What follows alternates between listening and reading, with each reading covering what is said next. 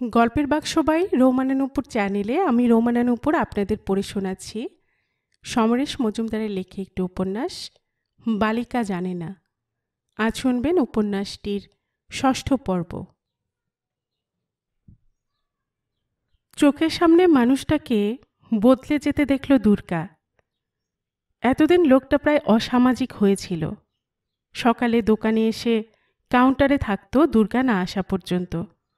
তারপর পর্দা ঘেরা খোপে ঢুকে ক্যাসেট প্রিন্ট করত চুপচাপ। রাত্রে দোকান বন্ধ করে বাজারে গিয়ে আলু, পেঁয়াজ, ডিম, মাছ কিনে বাড়িতে ফিরে এসে হিসেবের খাতা নিয়ে বসত। কোনো বন্ধু নেই, আড্ডা নেই। এমনকি ২ ঘন্টা দূরের আটলান্টিক সিটিতে গিয়ে ক্যাসিনোগুলোও ঘুরে দেখেনি কোনো দিন। শুধু খবর রাখত, যোগাযোগ করত আমেরিকা বা কানাডার বিভিন্ন শহরে প্রতি বছর যেসব বঙ্গ সংস্কৃতি হয় তাদের কর্মকর্তাদের সঙ্গে। আর দুর্গাপুজোর সবচেয়ে বড় জমায়েতগুলোর খবর রাখত। সেখানে স্টল নিয়ে ব্যবসা করতে যেতে খুব উৎসাহ বোধ করত।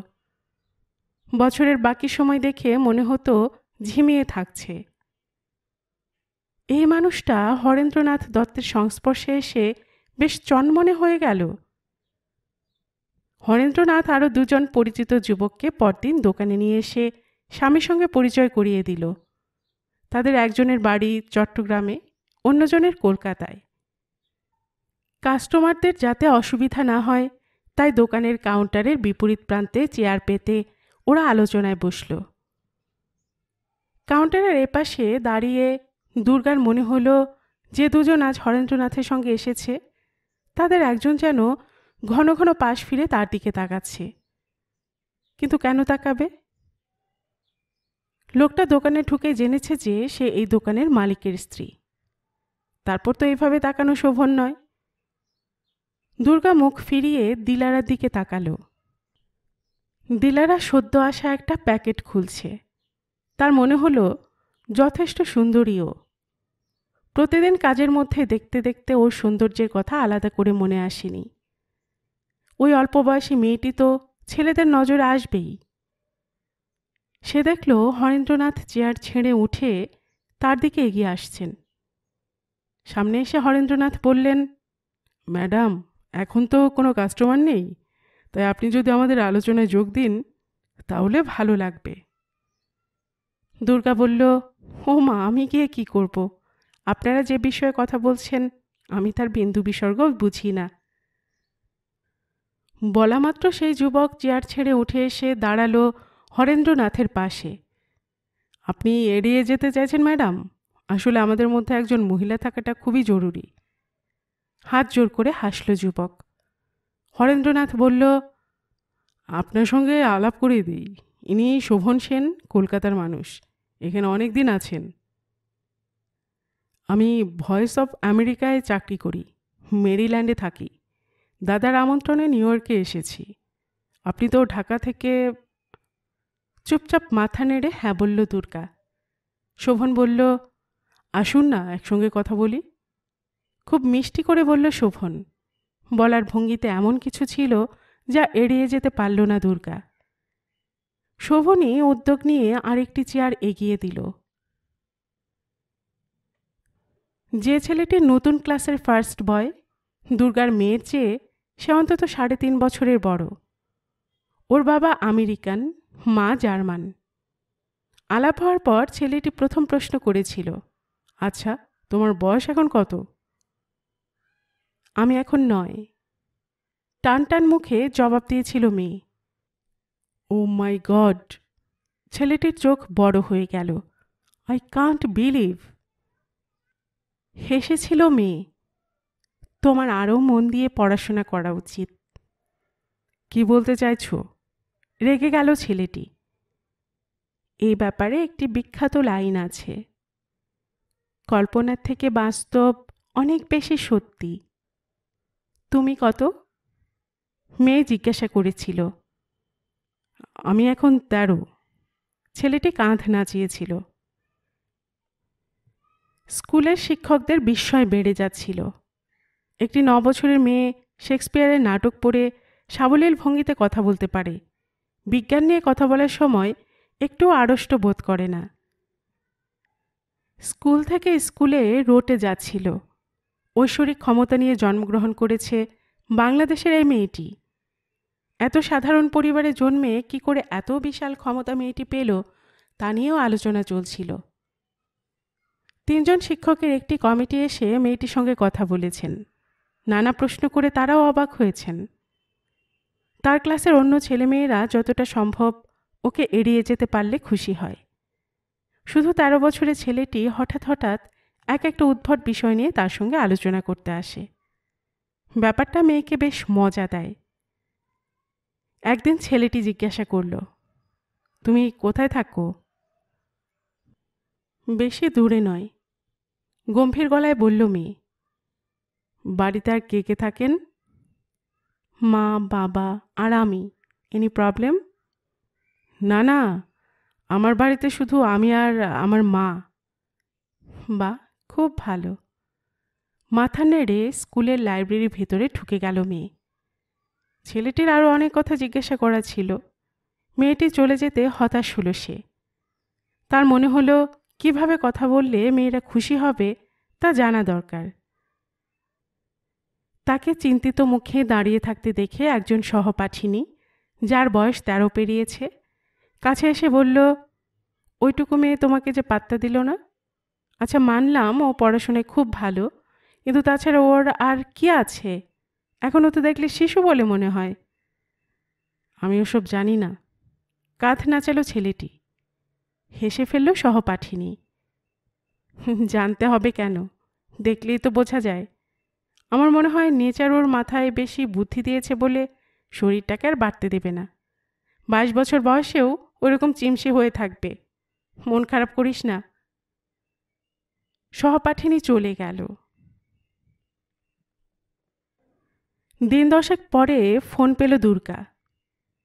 ফোনের গলাটা একটু অচেনা লাগছিল, কিন্তু অনুমান করতে পারল সে। বলল, বলুন কি খবর? এমনি তো সব ঠিক আছে, কিন্তু আপনার সাহায্য চাইছি। আমি ঠিক বুঝলাম না। অবাক হলো দুর্গা। সেদিনও তো কথা হলো, হরেন্দ্রবাবু খুশি হয়ে লাস ভেগাস চলে গেলেন, কিন্তু তারপর হঠাৎ কি যে হলো। থেমে গেল শোভন। আমি এখনো বুঝতে পারছি না। দুর্গা একটু জোরেই বলল, আপনার সঙ্গে এ বিষয়ে আলোচনা করতে যেতে চাই, আপত্তি নেই তো? বেশ, আসুন। বলল বটে, কিন্তু মনে একটা খটকা থেকেই গিয়েছিল। সে যা অনুমান করছে তা তো ভুলও হতে পারে। আচ্ছা, সরাসরি নিজের নাম বলতে কারো কারো কেন অসুবিধা হয়? শোভন দোকানে এলো বিকেল 5টার পরে। কোনো প্রয়োজনে স্বামী নিচের রাস্তায় গিয়েছিল। সেখানে দেখা হয়ে যাওয়ায় সঙ্গে করে নিয়ে দোকানে এসে বলল, দেখো শোভনবাবু এসেছেন, আপনি বসুন, কথা বলুন, আমি কয়েকটা কাজ সারি। একটা চেয়ার দেখিয়ে দিয়ে স্বামী চলে গেল। স্বামীর দূরে সরে যাওয়া শরীরের দিকে বেশ অবাক হয়ে তাকিয়ে শোভন বলল, তাহলে আমি ভুল ভাবিনি? কি ভেবেছিলেন? জিজ্ঞাসা করল দুর্গা। সেদিন আলোচনার সময় আপনার স্বামী যেরকম উৎসাহ নিয়ে কথা বলছিলেন, তাতে সবাই খুব উৎসাহ বোধ করেছিলাম। পরের টেলিফোনে কথা বলার সময় উনি নানা বাহানা নিয়ে এড়িয়ে যাচ্ছিলেন। দুর্গার দিকে তাকালো শোভন। বাহানা? দুর্গা অবাক হলো। সে এসবের কিছুই জানে না। স্বামী যেদের এড়িয়ে যাচ্ছে সে কথা তাকে একবারও বলেনি। হ্যাঁ, কখনো বলছেন দোকানের যা চাপ, তা আপনার উপর চাপিয়ে দিলে ব্যবসার 12টা বেজে যাবে, এটা নাকি উনি আগে ভাবেননি। তাছাড়া দোকানের ব্যবসা সংক্রান্ত বাইরের কাজগুলো আপনাকে করতে হয়। উনি যদি ঢাকায় গিয়ে অর্গানাইজ করেন অথবা এখানে এসেও দোকানে সময় না দিতে পারেন, তাহলে ব্যবসা লাটে উঠবে, আপনিও বিরক্ত হবেন। এসব কথা শুনে হরেন্দ্রবাবু খুব অবাক হয়েছেন। ওর এরকম মত বদলালো কেন বলুন তো? খুব আন্তরিক গলায় প্রশ্ন করল শোভন। এই ব্যাপারে আমার সঙ্গে উনি আলোচনা করেননি। হেসে বলল দুর্গা, উনি সিদ্ধান্ত বদল করেছেন, এটা ওর ব্যক্তিগত ব্যাপার। আমরা যে বিপদে পড়লাম, বিমর্ষ মুখে বলল শোভন। ধরে নিন হরেন্দ্রনাথ সেদিন এসে যখন প্রস্তাবটা দিলেন তখনই উনি কাজটা করতে রাজি হননি। সেটা জানার পর কি হরেন্দ্রবাবুর মনে হতো তিনি জলে পড়েছেন? পৃথিবীতে কোনো কাজ কারো জন্য আটকে থাকে না। দুর্গা কথাগুলো বলে জানতে চাইল, চা খাবেন? শোভন বলল, না ধন্যবাদ, এই সময় চায়ের দরকার নেই। তারপর মাথা নাড়ল সে। হরেন্দ্রবাবু খুব আপসেট হয়ে পড়েছেন। উনি চাইলে ঢাকায় যেসব মানুষ ইউরোপ আমেরিকায় অনুষ্ঠানে সাহায্য করেন, শিল্পীদের সঙ্গে যোগাযোগ করিয়ে দেন, তাদের সঙ্গে কথা বলতে পারেন, কিন্তু সেটা উনি চান না। কেন? বাঙালি শিল্পী, নামী শিল্পী হলেই তো সমস্যা মিটে যায়। হরেন্দ্রবাবুর মতে এদের তো বছরের পর বছর এদেশের বাঙালিরা দেখে আসছে, অনেকবার অনুষ্ঠানে একই গান শুনেছে। তাই উনি ভালো শিল্পী যারা এদেশে আগে আসেননি অথচ পরিচিতি আছে তাদের নিয়ে আসতে চাইছেন। আমিও ওর সঙ্গে একমত। শোভন বলল। এই মনোভাব ভালো লাগলো দুর্গার। সে জিজ্ঞাসা করল, কিন্তু ওই সব শিল্পীদের নির্বাচন করা বেশ শক্ত ব্যাপার। ম্যাডাম, যা শক্ত তাই তো শেষ পর্যন্ত মূল্যবান হয়।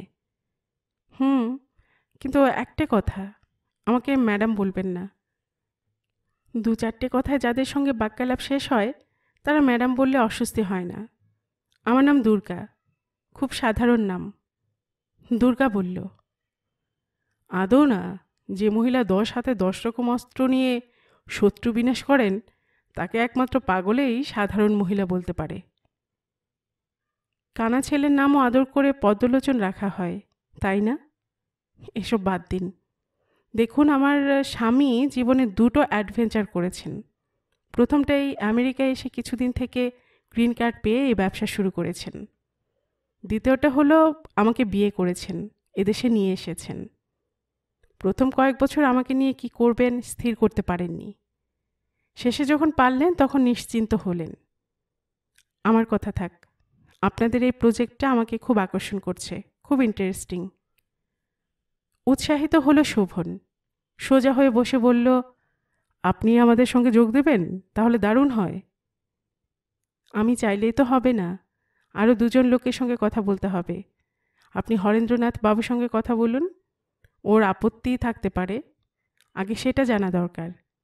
দুর্গা বলল, নিশ্চয়ই, আমি এখনই ওকে ফোন করছি। না না, এখনই করবেন না, পরে ভালো করে ভেবে করবেন। বেশ, 2জনের কথা বলছিলেন। দ্বিতীয়জন অবশ্যই আমার স্বামী। আপনারা ওর কাছে যে প্রস্তাব নিয়ে এসেছিলেন তা আমি গ্রহণ করছি, তা ওর পছন্দ নাও হতে পারে। যদি উনি পছন্দ না করেন? হাসল দুর্গা। পরস্পরের মতামতকে যদি শ্রদ্ধা না জানাই তাহলে একসঙ্গে থাকবো কি করে? আজই আমি ওর সঙ্গে কথা বলবো। গোটা মুখে হাসি ছড়িয়ে গেল শোভনের। বলল, প্লিজ ওকে একটু বুঝিয়ে, মানে উনি যাতে রাজি হন সেই চেষ্টা করবেন। কেন? অন্যদিকে তাকালো দুর্গা। তাতে কি লাভ হবে? আমার মন বলছে আপনি সঙ্গে থাকলে আমরা দারুণ কাজ করতে পারবো। হরেন্দ্রনাথ বাবু যখন শুনবেন তখন। হাত তুলে শোভনকে থামিয়ে দিল দুর্গা। প্লিজ এখনই কাউকে এসব বলতে যাবেন না, আমি আগে ওর সঙ্গে কথা বলি, তারপর। আপনার ফোন নম্বর পেতে পারি? দুর্গার মুখের দিকে তাকালো শোভন। দোকানের ল্যান্ডলাইন নম্বর না আমার মোবাইল নম্বর? দ্বিতীয়টা পেলে বেশি কমফোর্টেবল বোধ করব। একটা কাগজে নিজের মোবাইল ফোনের নম্বর লিখে দিল দুর্গা। কিন্তু বাড়িতে ফিরে এসে দুর্গা মেয়ের স্কুলের খামটা পেয়ে বেশ হকচকিয়ে গেল। চিঠিতে বলা হয়েছে বিজ্ঞান এবং স্কুল শিক্ষা নিয়ে 2 দিনব্যাপী একটি বিশেষ সেমিনারের আয়োজন করা হয়েছে সান ফ্রান্সিসকোতে। ইউনাইটেড স্টেটস অব আমেরিকায় বিভিন্ন স্কুলের 10 জন সেরা ছাত্রছাত্রীকে ওই সেমিনারে অংশ নেওয়ার জন্য নির্বাচন করা হয়েছে। দুর্গা ওই চিঠিতে নির্বাচিত ছাত্রছাত্রীদের তালিকার 4র্থ নামটি দেখে বিহ্বল হল। মেয়ের নাম। বেশ উত্তেজিত এবং অবশ্যই অত্যন্ত আনন্দিত হয়ে সে মেয়ের ঘরে ঢুকে দেখল সে পড়ার টেবিলে বই মুখে বসে আছে। দুর্গা তাকে চিঠিটা দেখালো। এই চিঠির কথা জানিস? মেয়ে মাথা ঘুরিয়ে কয়েক সেকেন্ড কাগজটির উপর চোখ রেখে আবার বইয়ের উপর নজর রেখে বলল, ইয়া। তোর তোর কেমন লাগছে? আবেগে দুর্গার গলা স্থির ছিল না। It's okay, good news. মেয়ে কাঁধ নাচালো। তোর বাবা সঙ্গে যাবে কিনা জানি না, আমি তো যাবই। বেশ গর্বের গলায় বলল দুর্গা। তাদের মেয়ে, একজন সাধারণ ঘরের বাঙালি মেয়ে, আমেরিকায় প্রথম 10 জন ছাত্রছাত্রীর একজন হিসেবে নির্বাচিত হয়েছে। ঢাকায় থাকলে কি একথা ভাবতে পারত? মেয়ের গলা থেকে আলতো শব্দ বেরোলো। হাত বাড়িয়ে সে কাগজটা টেনে নিয়ে দেখালো চিঠির একেবারে নিচে। যিনি চিঠি পাঠিয়েছেন তার সইয়ের তলায় লাইন টেনে একটু ছোট হরফে লেখা হয়েছে, নির্বাচিতদের অভিভাবকদের জন্য ক্যাম্পাসে থাকার কোনো ব্যবস্থা নেই। যাবতীয় দায়িত্ব বোর্ডের প্রতিনিধিরা বহন করবে। দুর্গা অবাক হয়ে দেখল মেয়ে তার কলম টেবিল থেকে তুলে সেই বিজ্ঞপ্তির পাশে দুটো লাইন টেনে দিয়ে আবার পড়ায় মন দিল। দুর্গা কাগজটা টেনে নিয়ে বিষয়টা পড়ে এই ভেবে অবাক হলো, মেয়ে যখন এই চিঠি আগে দেখেনি তখন চিঠির বিশেষ ক্ষুদে অক্ষরগুলো পড়ল কখন? তাহলে কি ও তখন ভান করল? এই চিঠির প্রতিলিপি ওকে স্কুলের প্রিন্সিপাল আজ দেখিয়ে দিয়েছেন। কিন্তু মেয়ে অকারণে কেন? কখনোই মিথ্যে কথা বলে না। তাহলে কি যে কয়েক সেকেন্ড সে চিঠির উপর নজর রেখেছিল তার মধ্যে পুরোটা পড়ে ফেলেছে? এটা কি সম্ভব? তার চোখের সামনে মেয়ে যে কয়েক সেকেন্ড কাগজে নজর রেখেছিল তাতে পুরো চিঠিটাই পড়া যাবে না। আর ও চিঠি শেষ করে ক্ষুদে অক্ষরগুলো পড়ে ফেলল। দুর্গা বেরিয়ে এলো। তার মনে হচ্ছিল মেয়ের মধ্যে কোনো ঐশ্বরিক ক্ষমতা আছে। কি করে বাংলাদেশের এক অতি সাধারণ পরিবারের মেয়ে হওয়া সত্ত্বেও ও এমন ক্ষমতার অধিকারী হলো, তার কি কোনো ব্যাখ্যা আছে? সমস্ত শরীর ছিমছিম করছিল। হঠাৎ দুর্গার খেয়াল হলো মেয়ে মিষ্টি একদম খায় না, কিন্তু সে ছেলেবেলা থেকে ও শুধু পায়েসের ভক্ত। পায়েস পেলে কয়েক চামচও খাবেই। আজ বাথরুম থেকে বেরিয়ে দুর্গা পায়েস রান্না করতে ব্যস্ত হলো। অনেকদিন পরে পায়েস রান্না করছে সে। কৌটোর দুধ এমনিতেই মিষ্টি হয়, ঠিক ম্যানেজ করা মুশকিল। খুব সতর্ক হয়ে রান্না যখন শেষ তখন স্বামী বাড়িতে ফিরল। হাসি মুখে তাকে চিঠিটা দিলে স্বামী চেয়ারে বসে চিঠি পড়ল। তারপর বলল, কি কাণ্ড, আমি তো ভাবতেই পারছি না। গর্ব হচ্ছে না? দুর্গা জিজ্ঞাসা করল। হবে না, আমাদের বংশে কেউ এত দূরে পৌঁছবে ভাবতেই পারছি না। ঢাকার সব আত্মীয় স্বজনকে ব্যাপারটা জানাতে হবে। তারা তো কেউ তোমার মেয়েকে চোখেই দেখেনি। দুর্গা বলল, না দেখুক, ও তো আমাদের বংশের মেয়ে। স্বামী একটু ভেবে জিজ্ঞাসা করল, ও কি বলছে, খুব খুশি তো? তোমার মেয়েকে আমি বুঝতে পারি না। এই চিঠি পড়ে ওর মুখে এক চিলতে হাসিও ফুটল না। দুর্গা বলল, ও ভালোবাসে বলে পায়েস বানালাম। কেমন হলো কে জানে। চিঠির শেষটা দেখো, ওরা আমাদের থাকার ব্যবস্থা করবে না। ও, সান ফ্রান্সিসকোতে মেয়ে একা যাবে? আমরা সঙ্গে যাব না? মেয়ের সঙ্গে ওর স্কুলে টিচার নিশ্চয়ই যাবে। তা যাক, আমরা শুনবো না সেমিনারে মেয়ে কি বলছে? তুমি কাল স্কুলে গিয়ে জানতে চাও, যদি আলাদা গিয়ে হোটেলে থাকো তাহলে সেমিনারে যেতে পারবে কিনা। তুমি তুমি যাবে না? দুজনে গেলে দোকানের কি হবে? স্বামী তার ঘরে চলে গেল। স্বামীর শরীরটাকে পেছন থেকে দেখল দুর্গা। কোনো হেলদোল নেই। নিজের ঘরে ঢুকে গেল। একটা ব্যাপার ক্রমশ স্পষ্ট হচ্ছে, মেয়ের ব্যাপারে স্বামী কখনোই নিজের মতামত চাপিয়ে দেবে না। মেয়ের যখন 6 কি 7 বছর বয়স তখন থেকেই নিজেকে গুটিয়ে নিচ্ছিল স্বামী। কখনোই মেয়ের সঙ্গে তর্ক করত না, যা বলার তাকে দিয়ে বলাতো। কিন্তু মেয়ের পোশাক প্রয়োজনে যাবতীয় জিনিস দেওয়ার সময় একটুও কার্পণ্য করত না। বেশি খরচ হচ্ছে বলে অসন্তোষও প্রকাশ করত না। দুর্গার ক্রমশ ধারণা হলো মেয়ের অলৌকিক মেধা, স্কুলের প্রিন্সিপালের মেয়ের জন্য গর্বিত কথাবার্তা স্বামীকে যতটা খুশি করেছে তার চেয়ে নিজের অতি সাধারণ মেধার জন্য তাকে লজ্জিত করেছে। আমেরিকায় এসে থেকে যাওয়া প্রচুর মানুষ যখন ইংরেজিতে কথা বলে তার সঙ্গে শিক্ষিত ইংরেজি বলিয়েদের খানিকটা পার্থক্য থাকেই। এরা মূলত শ্রমজীবী মানুষ, বেশিরভাগই ব্যাকরণ মেনে বাক্য বলেন না। ওইভাবে কথা বলতে অভ্যস্ত স্বামী মেয়ের স্কুলে গিয়ে চেষ্টা করে যতটা কম কথা বলতে।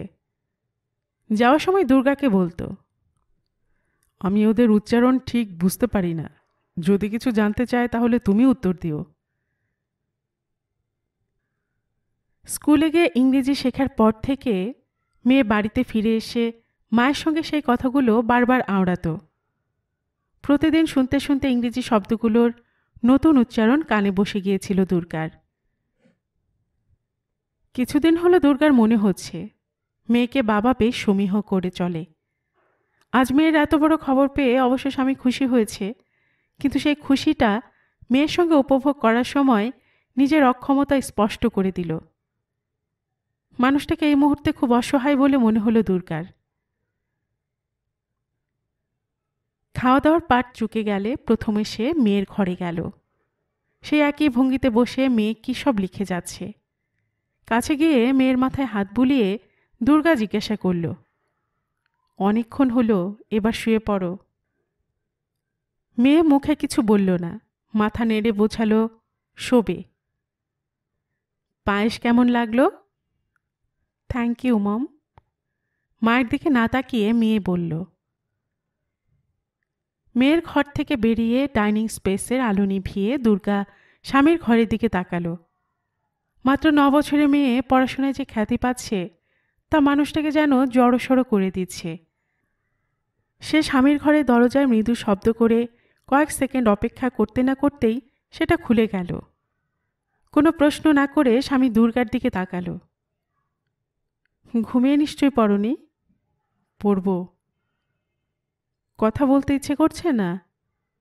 কোনো জরুরি কথা আছে? কোনো দরকার? না, শুয়ে পড়ো। দুর্গা নিজের ঘরে চলে এলো। কয়েকদিন পরে দুর্গা দোকানে থাকাকালীন শোভনের ফোন এলো। আপনার সিদ্ধান্তের জন্য অপেক্ষা করছি। সরি, কদিন একটা এমন ঝামেলা ছিলাম যে ব্যাপারটা নিয়ে ভাবনা চিন্তা করার সময় পাইনি। দুর্গা বলল, মনে হচ্ছে ভয়ঙ্কর সমস্যায় পড়েছিলেন, সেটা কি এখনো রয়েছে? হেসে ফেলল দুর্গা। সমস্যা তো চট করে চলে যাওয়ার জন্য আসে না। আচ্ছা বলি আপনাকে, আমার একটি মেয়ে আছে, তা নিশ্চয়ই জানেন না? জানি, মানে হরেন্দ্রনাথ বাবুর মুখে শুনেছি সে নাকি ঐশ্বরিক ক্ষমতার অধিকারী। মেধাবী বললে কম বলা হবে। উনি জানলেন কি করে? অবাক হয়ে প্রশ্ন করল দুর্গা। আপনার হাজবেন্ডের কাছে হরেন্দ্রনাথ বাবু শুনেছেন। উনি তো ভেবে ফেলেছেন লাস ভেগাসে আমাদের সম্মেলনে আপনাদের মেয়েকে বেশ বড়সড় সংবর্ধনা দেবেন। আজ অবধি কোনো বাঙালি এমন কৃতিত্ব দেখায়নি। আচ্ছা, আপনার মেয়ের বয়স এখন কি 9? শোভন জিজ্ঞাসা করল। হ্যাঁ, কি করে যে ও পড়াশোনা এত ভালো হলো তা ভগবান জানেন। আচ্ছা, আমি যদি আপনাদের সঙ্গে যোগ দিই তাহলে আমাকে কি করতে হবে? দেখতেই পাচ্ছেন এই ব্যবসাটার বেশিরভাগটা আমাকেই সামলাতে হয়। এটা সামলে আমি কতটা কি পারবো বুঝতে পারছি না। জিজ্ঞাসা করল দুর্গা। প্রথম কথা, যা করার তা আপনাকে নিউ ইয়র্কে বসেই করতে হবে। বাইরে ছোটাছুটি যা করার তা আমরাই করব। আমরা ঠিক করেছি নিউ ইয়র্কেই আমরা ফেস্টিভ্যালের মূল অফিস করব। ফেস্টিভ্যাল শুরুর 3 সপ্তাহ আগে অফিস লাস ভেগাসে স্থানান্তরিত হবে। এতে নিশ্চয়ই আপনার অসুবিধা হবে না? বেশ বিনয়ের সঙ্গে প্রশ্ন করল শোভন। হেসে ফেলল দুর্গা। কিন্তু কি করতে হবে তা তো বললেন না। আপনার পক্ষে যা করা সম্ভব তার বেশি কিছু করতে বলা হবে না। এসব ব্যাপারে হরেন্দ্রনাথ বাবু আপনার সঙ্গেও আলোচনা করবেন। আমি যদি কাল আপনাকে ফোন করি আপত্তি নেই তো? হেসে ফেলল দুর্গা। বলল, আজ ফোন রাখছি। ফোন রেখে কিছুক্ষণ চুপচাপ ভাবল দুর্গা। তারপর চেয়ার ছেড়ে উঠে দাঁড়িয়ে দেখল স্বামী কাছে পিঠে নেই। সে এগিয়ে গিয়ে কাপড়ের পর্দা সরিয়ে ছোট ঘরটায় উঁকি মারতেই দেখল স্বামী চেয়ারে বসে যন্ত্রের দিকে তাকিয়ে আছে। এই ব্যাপারটা সে কিছুকাল হলো মেনে নিয়েছে। স্বামী যা করছে তা খুবই অন্যায় কাজ। সে আপত্তি জানিয়েছিল, কিন্তু সেই আপত্তি কানে তোলেনি স্বামী। কলকাতা ঢাকার বিখ্যাত শিল্পীদের গানের সিডির ডুপ্লিকেট বিক্রি করা যে শাস্তিযোগ্য অপরাধ, তা জেনেও অতিরিক্ত লাভের আশায় স্বামী বিরত হচ্ছে না। শেষ পর্যন্ত হাল ছেড়ে দিয়েছে দুর্গা। এই একটা ব্যাপার উপেক্ষা করলে অশান্তি থেকে দূরে থাকা যায়। দুর্গা একটু গলা তুলে বলল, কথা আছে। কাজ থামালো স্বামী, কিন্তু মুখ না ফিরিয়ে বলল, কি ব্যাপারে? শোভনবাবুরা যে সম্মেলন করবেন তাতে অংশ নেবে বলে কথা দিয়েও তুমি সরে দাঁড়াচ্ছ কেন? তোমার অসুবিধা কোথায়? জিজ্ঞাসা করল দুর্গা। বলেছিলাম, কিন্তু পরে ভেবে দেখলাম ওসব আমার জন্য নয়। কেন নয়? সম্মেলনের দায়িত্ব নিলে এত কষ্ট করে এই যে ব্যবসাটা দাঁড় করিয়েছি তা ভেসে যাবে। তাছাড়া সব গান বাজনা নাচ নাটক সম্পর্কে আমার যেমন কোনো অভিজ্ঞতা নেই তেমন আগ্রহ নেই। আর হ্যাঁ, বলেছিলাম বলে ভেবেচিন্তে না বলতে পারবো না? এখনও তো কাজও আরম্ভ হয়নি। মুখ নামালো স্বামী, যেন যা বলার তা তার বলা হয়ে গেছে। শুনলাম হরেন্দ্রনাথ বাবু খুব আপসেট হয়ে পড়েছেন। আমি সম্মেলনের মঞ্চের অনেক দূরে যেখানে স্টল থাকে সেখানে ব্যবসা করতে চাই। ওর বেশি কিছু না। আমি দুঃখিত, না ভেবেচিন্তে হরেন্দ্রনাথ বাবুকে সম্মতি দিয়েছিলাম। এবার মুখ ফেরালো স্বামী। তোমার যদি ইচ্ছা হয় তাহলে আমার বদলে তুমি ওদের সঙ্গে যোগ দাও না। হয়তো নতুন ধরনের কাজ তোমার ভালো লাগবে। দোকানে যদি সবসময় হাজির না থাকতে পারো, চিন্তা করো না, আমরা তো আছি। পেছন থেকে স্বামীর দিকে কয়েক সেকেন্ড তাকিয়ে নিজের জায়গায় ফিরে এলো দুর্গা। স্বামীর কথা বলার ধরন তার পছন্দ হয়নি। যে সরল সাদাসিধে কথা ওর মুখে শুনতে সে অভ্যস্ত, এখনকার কথা যেন তা থেকে অনেক আলাদা। নিজের চেয়ারে বসে কিছুক্ষণ গুম হয়েছিল সে। এ সময় পরপর কয়েকজন কাস্টমার দোকানে আসায় ভাবনাটা থেকে বেরিয়ে আসতে পারল সে। কিন্তু দোকান থেকে বেরিয়ে আসার আগে সে ফোন করল শোভনকে। বলল, দেখুন, এই অনুষ্ঠান অর্গানাইজ করার ব্যাপারে আমার কোনো অভিজ্ঞতা নেই। প্রথম দিকে যদি আমাকে কিছু হালকা কাজ দেওয়া হয় তাহলে আমি আন্তরিকভাবে চেষ্টা করতে পারি। আচমকা যেন খুশি জড়ানো চিৎকার ছিটকে বের হলো শোভনের গলা থেকে। নিজেকে সামলে নিয়ে বলল, থ্যাংক ইউ, থ্যাংক ইউ। প্রথম দিকে যাতে আপনার উপর কোনো চাপ না পড়ে সেই ব্যাপারে আমি নজর রাখব। আপনি আমার উপর ভরসা রাখতে পারেন। তাহলে ঠিক আছে, হাসল দুর্গা। বাড়িতে ফেরার পর মেয়ের আন্টি চলে যাওয়ার আগে দুর্গার সামনে এলেন। তাহলে আগামীকাল থেকে আসতে হবে না? আগামীকাল থেকে? কে বলল? দুর্গা অবাক। স্কুল থেকে আপনাদের যে চিঠি দিয়েছে তা ও নিয়ে এসেছে। ওর মুখে শুনলাম কাল স্কুল ওকে সান ফ্রান্সিসকোতে নিয়ে যাবে। প্রৌঢ়া বললেন, দিদি, ওইটুকু মেয়েকে আপনারা কেন একা ছেড়ে দিচ্ছেন? আমি পারতাম না, সঙ্গে যেতাম। পড়াশোনায় যত ভালো হোক না কেন, জীবন সম্পর্কে তো কোনো জ্ঞান ওই মেয়ের নেই। ঠিকই বলেছেন, আপনাকে আমি ফোন করে সব জানাবো। মুখ নিচু করে বলল দুর্গা। ভদ্রমহিলা বেরিয়ে গেলে মেয়ের ঘরে দরজা ঠেলে তাকাতেই দেখতে পেল সে খাটে শুয়ে আছে, কিন্তু হাতে বই ধরা। মাকে ঘরে ঢুকতে দেখে মেয়ে বই পাশে নামিয়ে রেখে বলল, গুড ইভিনিং মা। Good evening. দুর্গা মেয়ের খাটের পাশে এসে দাঁড়াতেই মেয়ে একটা খাম এগিয়ে ধরল। কি এটা?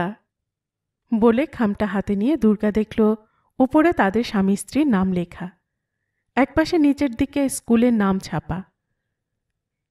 খামটা খুলে ভেতর থেকে চিঠিটা বের করল দুর্গা। স্কুল থেকে জানিয়েছে আগামীকাল দুপুর 12টায় মেয়েকে স্কুলে পৌঁছে দিতে হবে। তার সঙ্গে 3 দিনের বাইরে যাওয়া এবং হোস্টেলে থাকার পোশাক দিতে হবে। মেয়ের 3 দিনের যাবতীয় প্রয়োজনীয় জিনিস দিয়ে একটা লিস্ট তৈরি করে ব্যাগে দিয়ে দিতে হবে। মেয়ের যাবতীয় দায়িত্ব সেমিনার কর্তৃপক্ষ নেবে। তাছাড়া স্কুলের প্রিন্সিপালও সঙ্গে থাকবেন। এই চিঠিতে কি লেখা আছে তা তুই জানিস? দুর্গা জিজ্ঞাসা করল। মাথা নাড়ল মেয়ে। Principal told me. তুই পারবি আমাদের ছাড়া একা যেতে? দুর্গা সরাসরি জিজ্ঞাসা করল। ওয়েল, আমি তো সকালে বাড়ি থেকে তোমাদের ছাড়া স্কুলে যাই, ফিরেও আসি। আমার অভ্যেস হয়ে গিয়েছে। মেয়ে চোখ বন্ধ করল।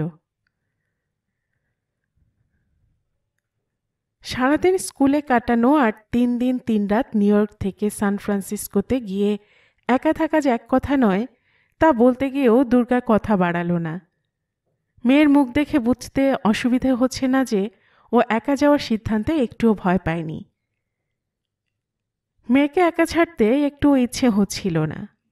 নিউ ইয়র্ক থেকে সান ফ্রান্সিসকো প্লেনে উড়ে যেতে অন্তত 6.5 ঘন্টা সময় লাগবে। বাসে বা ট্রেনে যাওয়ার কথা সাধারণত কেউ ভাবে না। অত দূরে ওইটুকু মেয়ে একা চলে যাবে? হ্যাঁ, প্রিন্সিপাল নিশ্চয় সঙ্গে থাকবেন। ওখানে গেলে অন্যান্য স্কুলের ছেলে মেয়েদের পাশে পাবে, কিন্তু ওদের কারো সঙ্গে কি ও কোনো ব্যক্তিগত সমস্যা নিয়ে কথা বলতে পারবে? তাছাড়া এখনও ওর শরীরের পরিবর্তন হয়নি বটে, তবে অনেকের তো 9-9.5 বছরেই তা হয়ে যায়। ওখানে গিয়ে সেরকম কিছু হয়ে গেলে ওইটুকু মেয়ে সামলাবে কি করে? নিজের ঘরে ফিরে এসে দুর্গা ভাবল, স্বামী ফিরে এলে এ বিষয়ে ওর সঙ্গে আলোচনা করবে। কিন্তু পরে মনে হলো এর চেয়ে স্কুলের প্রিন্সিপালের সঙ্গে কথা বলা অনেক কাজের হবে। স্কুলের শেষ সুভেনিয়ারটা বের করে প্রিন্সিপালের ফোন নম্বর নিয়ে ডায়াল করল দুর্গা।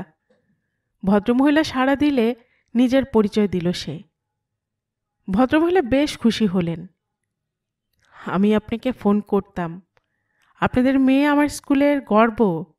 যে সম্মান সে এনে দিয়েছে তা আমরা কখনো কল্পনাও করিনি।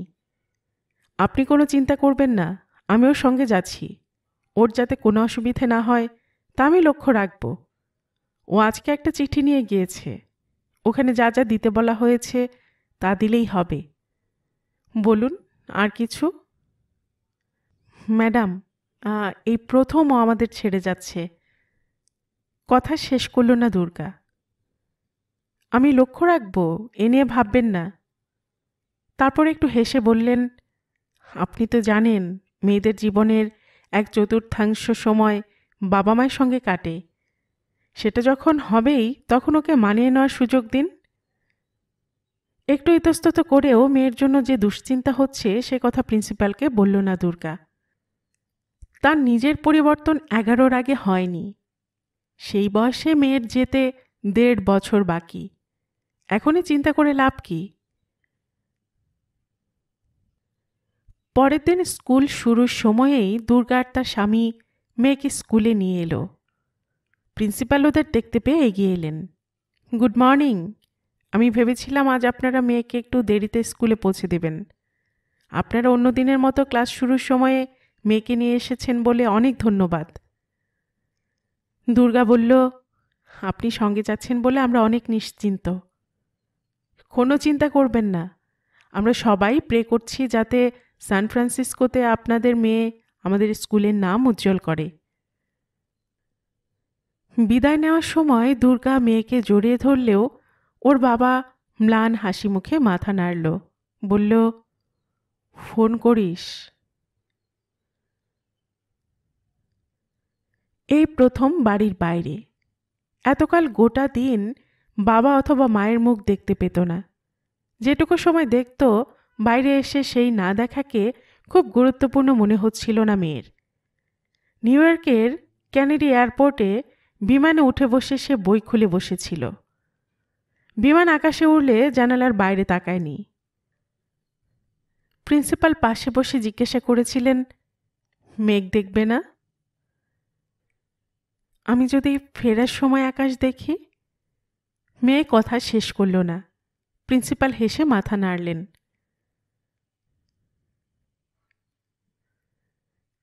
সুন্দর গেস্ট হাউজের ঘর, সেখানে জিনিসপত্র রেখে প্রিন্সিপাল নিজের ঘর হয়ে খাবারের ঘরে এলেন।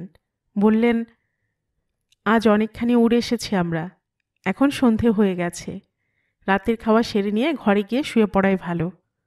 দরজা ভালো করে বন্ধ করে রাখবে, কোনো প্রয়োজন হলে বেল বাজাবে অথবা 312 নম্বরে ডায়াল করবে, আমার ঘরের ফোন নাম্বার। এরকম ঝাঁ চকচকে ঘরে কখনো থাকিনি মেয়ে। যেমন বিছানা তেমনই আসবাব, বাথরুম যে এরকম হতে পারে তা ওর জানা ছিল না। ঝিমুনি এলো, পোশাক বদলে শুয়ে পড়ল মেয়ে। শোয়ামাত্র তার মনে পড়ল বাবার মুখ, মায়ের মুখ। বাবা মানুষটা কম কথা বলে, তার সঙ্গে বলেই না বলা চলে। স্কুলে তাকে পৌঁছে দিতে এসেছিল দুজনে। যাওয়ার সময় বাবা বলেছিল, ফোন করিস। তখন কি বাবার মুখে খুশির হাসি ফুটে উঠেছিল? বুঝতে পারেনি মেয়ে। এই ঘরে একটা ফোন আছে, সেটা দিকে তাকাতেই উঠে বসল সে। নিশ্চয়ই এই ফোনে বাড়িতে কথা বলা যাবে। সে বিছানা থেকে নেমে টেবিলের পাশে দাঁড়িয়ে ফোনটাকে দেখল। একটা বোর্ডে কোথাও ফোন করতে হলে আগে কি নম্বর টিপতে হবে তা লেখা রয়েছে, কোনো সমস্যা নেই। মেয়ে বাবার নম্বর টিপতেই বুঝতে পারল ওদিকে জানান দিচ্ছে। খানিক বাদে বাবার গলা শুনতে পেল সে। যদিও টেলিফোনে সে বাবার গলা কখনো শোনেনি, কিন্তু এই নম্বর আর কারোর ধরার কথা নয়। দ্বিতীয়বার একটু জোরে হ্যালো শুনতেই মেয়ে স্পষ্ট উচ্চারণ করল, আমরা পৌঁছে গিয়েছি, খুব ভালো হোটেলে আছি, এখন ঘুমোতে চাইছি, গুড নাইট। রিসিভার নামিয়ে রাখল মেয়ে। গল্পের বাক্সবাই রোমানা নুপুর চ্যানেলে আমি রোমানা নুপুর এতক্ষণ আপনাদের পড়ে শোনাচ্ছিলাম সমরেশ মজুমদারের লেখা একটি উপন্যাস বালিকা জানে না এর 6ষ্ঠ পর্ব। আর এতক্ষণ গল্প পাঠে আমি আপনাদের সাথে ছিলাম রোমানা নুপুর।